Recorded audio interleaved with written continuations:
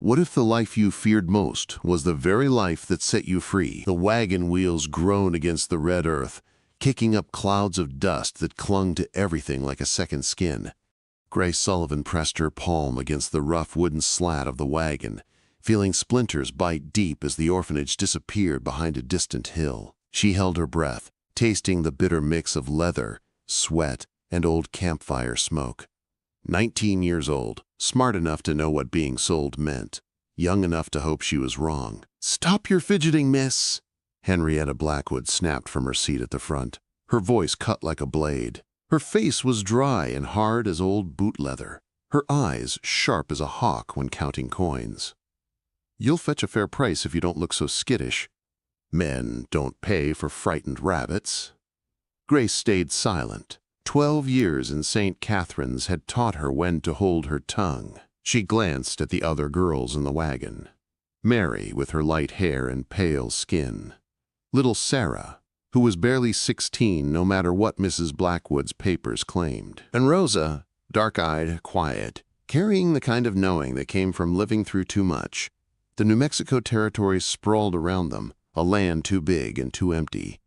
Dry creeks, thorny mesquite trees, and ravens circling high above as if waiting for something to die.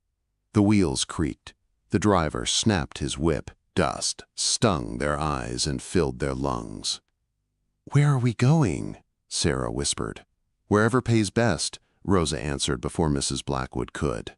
Her voice held no fear, only truth. "And they don't pay for our comfort."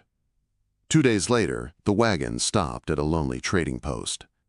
Men stared at the girls like cattle for auction. Grace stared past them toward the horizon, focusing on anything but their hungry eyes. Mrs. Blackwood haggled loudly with the storekeeper, her voice drifting in and out like a bad dream. When she returned, her mouth curled in a sharp smile. "The Monroe Ranch," she announced.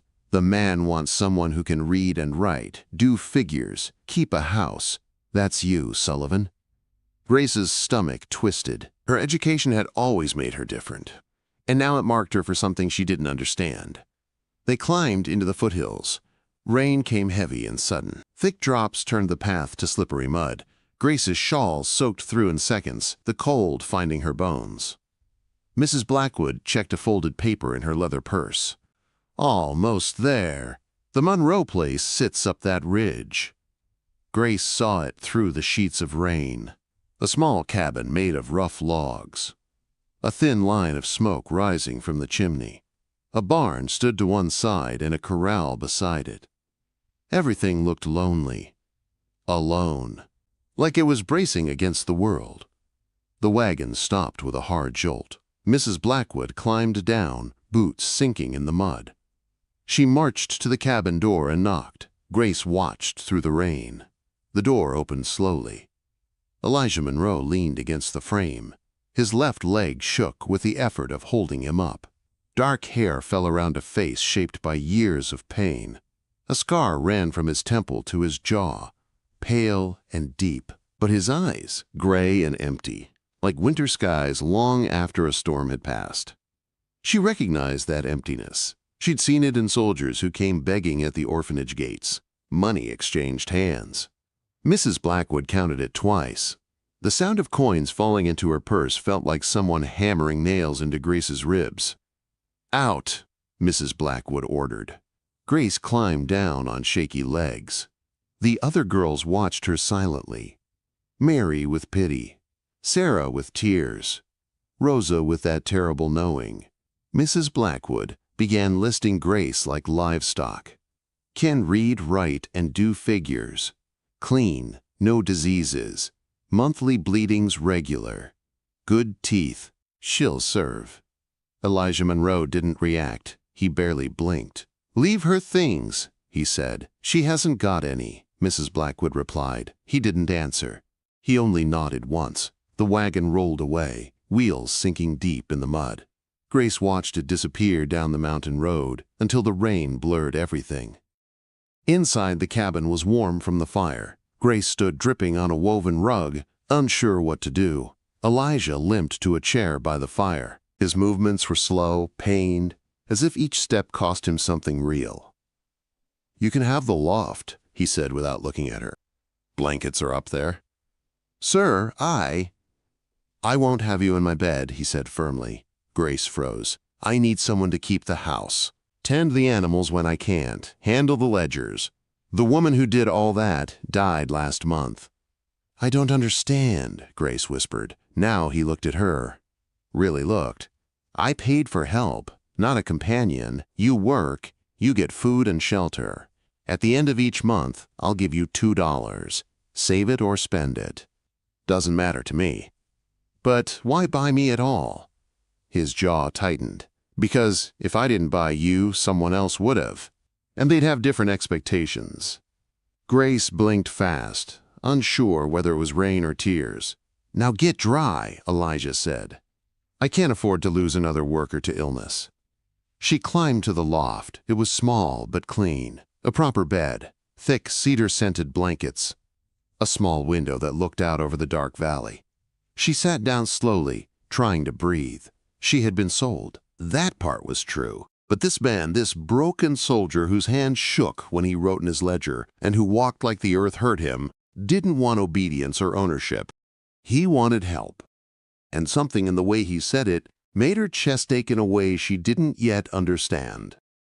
Downstairs, the fire crackled. Rain beat against the roof. A wolf howled far in the distance. Grace wrapped herself in the blankets. Tonight she was warm. Tonight she was safe. Tomorrow, the new life would begin. What do you do when the man who bought you refuses to touch you, but protects you like you matter? Grace woke before dawn, frost clinging to the loft window like thin lace. Her breath turned white in the air. This was her first morning at the Monroe Ranch, and she already felt the weight of work waiting below. She dressed in the same worn dress, climbed down the ladder, and found Elijah already awake. He was stoking the fire with stiff movements, his bad leg refusing to bend easily. He didn't look at her, just spoke in that rough, quiet voice. "Coffee's on. Beans and salt pork in the larder. We eat simple here."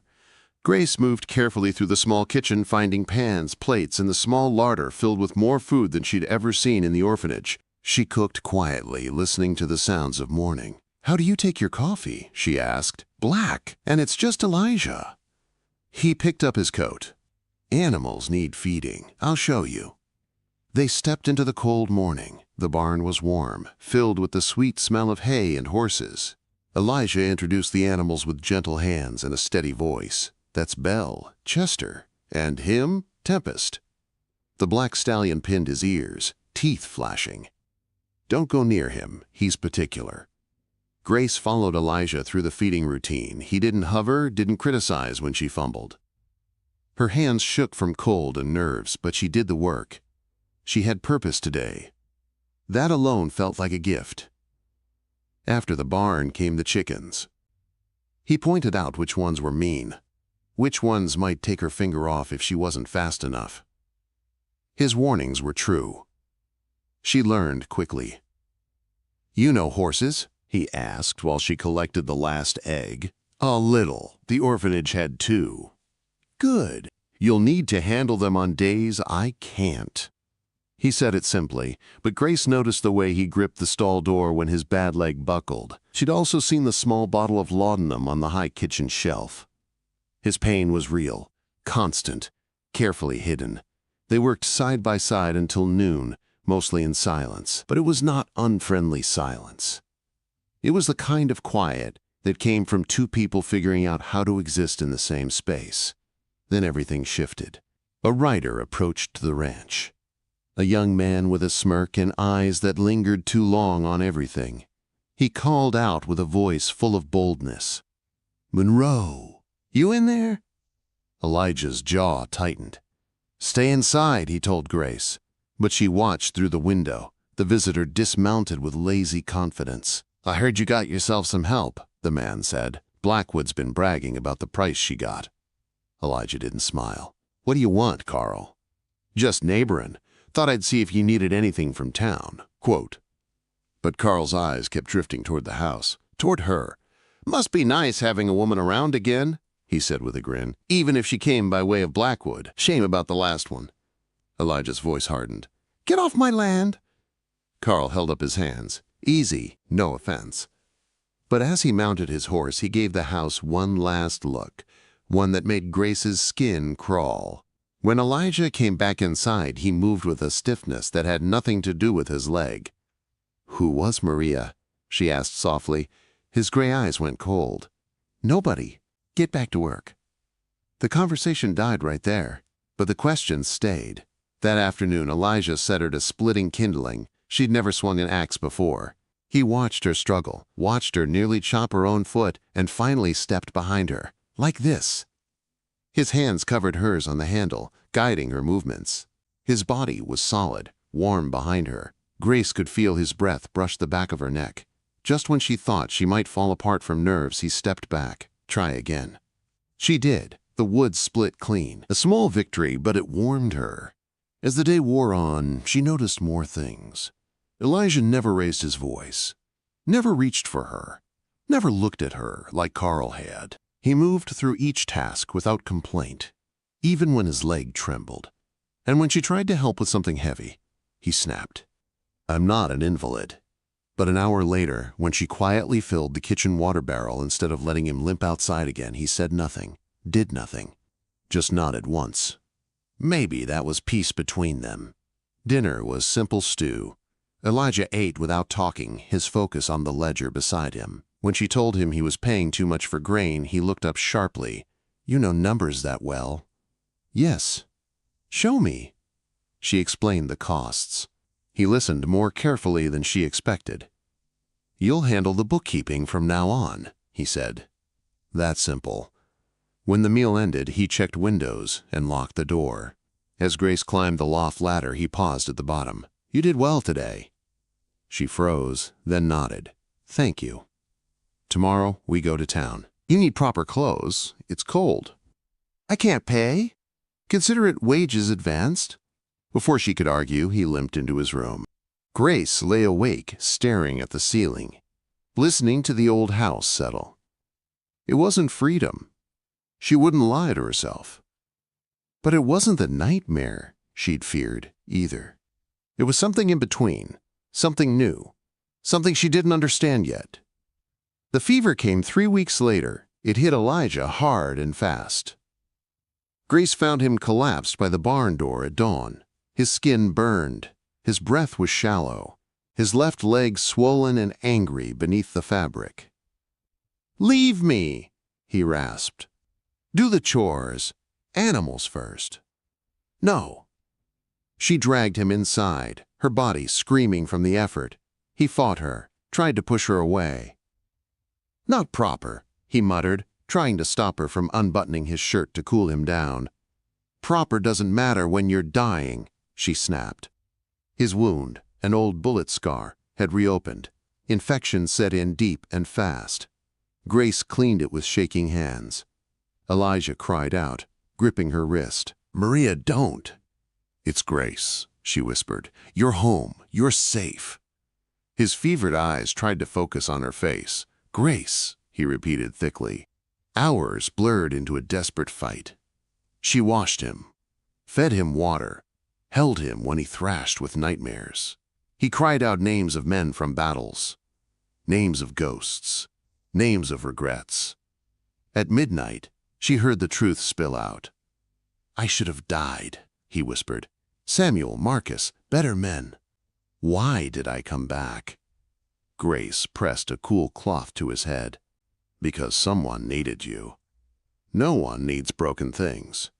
"You're not broken," she said fiercely. "You're hurting." "That's not the same." His hand found hers. "You stayed." "Of course I stayed." "Why?" Grace hesitated. The truth rose like dawn. "Because you see me." He blinked slowly, as if trying to understand. The fever did not break until morning, but Grace never left his side. And when the doctor arrived and said she likely saved Elijah's life, Grace finally let herself breathe. She looked at the man she'd been sold to. The man who refused to claim her. The man who fought his own ghosts every night. And she knew one thing clearly now. Whatever this was between them, it was no longer one-sided. Something had begun, something she wasn't ready to name. What if the person you were sold to became the one person who fought hardest to keep you free? Elijah recovered slowly, each day gaining strength he had nearly lost. While he healed, Grace ran the ranch. She fed the animals, split the kindling, tended the garden, even handled the books. She learned the rhythm of the land. She learned his ways. And she realized something she hadn't expected. She wanted this life, not because she'd been forced into it, but because she was building something with him, something real. One cool spring morning, while Grace worked in the garden behind the house, a cloud of dust appeared on the ridge. 4 riders, hard-looking men, a wagon behind them. Grace wiped her hands on her apron, heart tightening with a warning she didn't fully understand. "Elijah," she called, her voice sharper than she intended. He stepped out of the barn immediately, his limp more noticeable when he moved fast. He followed her gaze, saw the riders, his face hardened. Inside. Now. No, Grace's voice shook, but she stood firm. "We face this together." He stared at her, a long moment where fear and resolve battled in his eyes. Then he nodded. Together. They walked to the porch. Elijah held his rifle loose but ready. Grace felt the weight of the Colt at her hip, the one he taught her to use. When the riders stopped, Grace's stomach dropped. Henrietta Blackwood drove the wagon, dressed in black like she was attending a funeral. Maybe she was. Maybe her own empire was dying. "Well, well," Mrs. Blackwood called, her smile sharp as a blade. "I hear congratulations are in order. You married my property." Grace felt Elijah stiffen beside her, but she stepped forward. "I'm a free woman. Your hold on me ended the day you sold me." "Laws," Mrs. Blackwood sneered. "Laws don't change the facts. You were bought, sold. And I have papers that say you still owe service, years of it." "Show them," Elijah said. "I will. But first I'm collecting what's mine." Her men shifted, spreading out. They expected fear. They got something else. From the hills behind the house came more riders. Sheriff Daniels, Doc Morrison, Tom Garrett, and several ranchers from the valley. Word traveled fast out here, especially when danger rode in broad daylight. "Well now," Sheriff Daniels called. "Didn't I tell you, Henrietta, to keep your business out of my county?" "I am conducting legal recovery of stolen girls," she snapped. "All perfectly proper." "Funny," the sheriff said dryly, "since I received a telegram saying otherwise." And then more hoofbeats. A second group of riders crested the hill. Grace gasped. "Mary! Rosa! Little Sarah!" All 3 from the wagon. But they weren't alone. They rode with federal marshals. Marshal Conway dismounted first, a grizzled man with no nonsense in his eyes. "Henrietta Blackwood," he announced, "you're under arrest for trafficking, forgery, and unlawful sale of minors." Mrs. Blackwood's face went white. "This is absurd!" Quote, "No, ma'am," Marshal Conway said calmly. "This is justice." Rosa stepped forward, anger burning bright in her eyes. "She sold us. All of us." Sarah found her courage, too. She lied about our ages, sent girls to saloons, to minors, to worse. "And we got her ledger," Mary added, holding up a small book. "Every name, every sale, including Grace." Grace felt her throat tighten. She wasn't alone. None of them were alone anymore. Mrs. Blackwood's men slowly lowered their weapons. Even criminals know when the law has them cornered. As the marshals took her into custody, Mrs. Blackwood turned her final venom toward Grace. "You think you've won? You'll always be what I made you." Grace stepped forward, Elijah right behind her. "No," she said softly. "I am what I chose to be." The marshals hauled the woman into the wagon. The moment she was gone, the air felt lighter, almost brighter. That night, Elijah and Grace opened their home to the girls and the neighbors who helped. The table was full. Laughter filled the shadows that once felt heavy and silent. "Where will you go?" Grace asked later as the three girls packed their few belongings. Denver, Rosa said. I'm thinking of working at a newspaper. San Francisco, Mary said shyly. Dressmaking. Maybe. Back east, Sarah whispered. I have an aunt. I think she'll take me in. Grace hugged each of them, told them they were strong, told them they mattered, told them they were free. For the first time, she believed it fully herself. Weeks passed. Peace returned to the ranch. One summer morning, Grace held a letter from Rosa. The girls were thriving. The law was cracking down on the trade of girls. The ledger had saved dozens more. She read the letter aloud while Elijah trained a young horse in the corral. Tempest's first colt. A strong one, proud. When the letter ended, Elijah walked up, wiping sweat from his brow. Good news? The best, Grace said, hand drifting to her swollen belly. They're safe. Elijah set a gentle hand over hers. And our little one? Kicking like he owns the place. She, Elijah said with a small smile. You always say that, quote, because she's stubborn just like her mother. Grace laughed, leaning into him. The ranch wasn't just a home anymore. It was a life, a family, hope. The baby came during a storm. Hours of pain, fear, tears, and Elijah's steady voice telling her she was brave, she was strong, she wasn't alone. A cry finally filled the room. A girl, perfect, and loud and alive. Grace held her close. Hope, she whispered. Her name is Hope Maria Monroe. Elijah's breath caught. After all the darkness, they named her for light. Months later, with Hope sleeping in a small cradle, Grace rocked gently while Elijah carved a wooden horse. Tell me a story, Grace said softly. He smiled. Once upon a time, there was a soldier who thought his life was over, and a girl who thought hers would never begin. But fate brought them together on a rainy night. Grace listened, watching the firelight dance across Elijah's scarred face, the man who had bought her but freed her.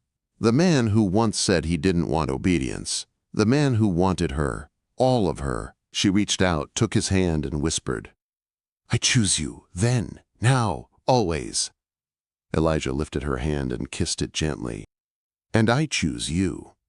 Outside, night settled over the ranch. Inside, the home they built with sweat, tears, courage, and love held warm around them. Grace Sullivan Monroe had been sold once, but she had chosen everything that came after. And that made all the difference.